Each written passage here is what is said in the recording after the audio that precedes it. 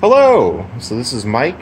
I'm coming to you here from the Spark Makerspace here, and I've been doing a whole bunch of work on this machine over the past week or so. I just wanted to kind of give you guys some updates, so I'll get right to it. If you've been watching the video series, the automated 3D printer, you will have seen that I got a trap door underneath the printer. You can see that's a little bit of a trap door there with a linear actuator. And I wanted to kind of go through some of the electronics here. So right here, this is the motor controller. It acts just like a servo, so you could send it the 1500 pulse signal, and it stays in the middle and it stays off. But if you go up to like 2500, it goes all the way. It drives forward in one direction, and then if you go 500, it drives down. So that right there is the motor controller. I'm actually going to be upgrading that at some point here. I got these new motor controllers. There we are. These are the new motor controllers. And these take 2 pins to control them.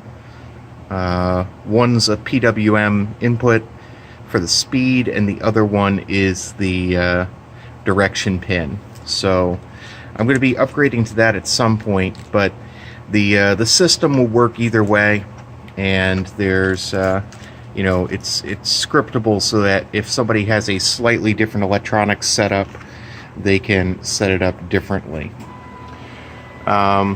So right now it's actually doing a print. I wanted to go over a little bit more of what I did with the electronics, and switching away from having a little netbook. We used to have a netbook which was running the whole system. That has been replaced with a little Raspberry Pi. So I have a Raspberry Pi tucked away inside here. You can see the little HDMI adapter connector coming off of there. I'm using the single USB port that it has to run an HP printer. This is an HP, I have to go and get the model number, but it's a DeskJet. And the most important thing about this is that it has the paper that comes out or comes in through a feed tray in the back, and then pops out the front of the printer. And I really like the HP because it forcefully shoots the paper out, which is better than the old Epson, which I was using. So this was the old Epson, and you can see I actually had to do a little bit of a modification to the bottom to make it so that the paper would just fall out of it. Okay, so yeah, I'm using the Pi Zero W, so it's the Wi-Fi Pi, or the Wi-Pi. And right here, this is connecting the serial.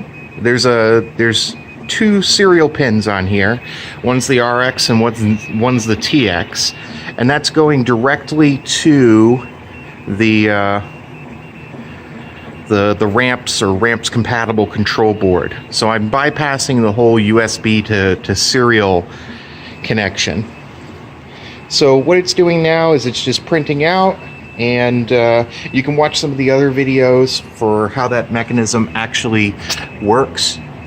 But the idea is that it prints out a piece of paper onto the trap door when it's opened a little bit, and you can actually see some of the print details right there. So it tells you who printed it, and it uses that as a disposable print bed. And down here, if I pick up, let's see, I don't know what that is, but if I take a look here, we can see some of the items that have printed off. Notice we have the print information there, and we have the item actually stuck to the piece of paper. And this thing's been running for a couple days, pretty much without any kind of trouble. There's it's just been working a lot better than having everything go, having that real serial connection to the board as opposed to having the USB to serial chip, which for some reason would like to cut out. And everything right here is built on just a Harbor Freight cart. So I went to Harbor Freight, picked up a cart, and then, cut a hole in it. There's a hole cut in the top of the cart, and installed this piece of plywood and the hinge mechanism. So yeah, that's the printer. And just so that you know, I'm going to be going to Maker Faire New York this year. So I had submitted this as a maker project, and it got accepted. So yeah, it's pretty cool. And that's pretty much all there is to it. There's not too much to making this work except for having a printer and the linear actuator, and now we're using a Raspberry Pi, which is pretty nifty. I like the Pi, and having it run only requires a shell script. So, and if you haven't seen it yet, I'll take you through here. I'll do the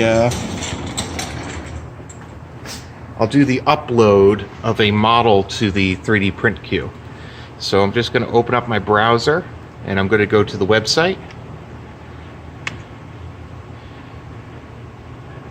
And this is it's integrated right now with a project that we're doing for for my makerspace, but the code is modular enough that it could be taken out of there and integrated into anybody's system.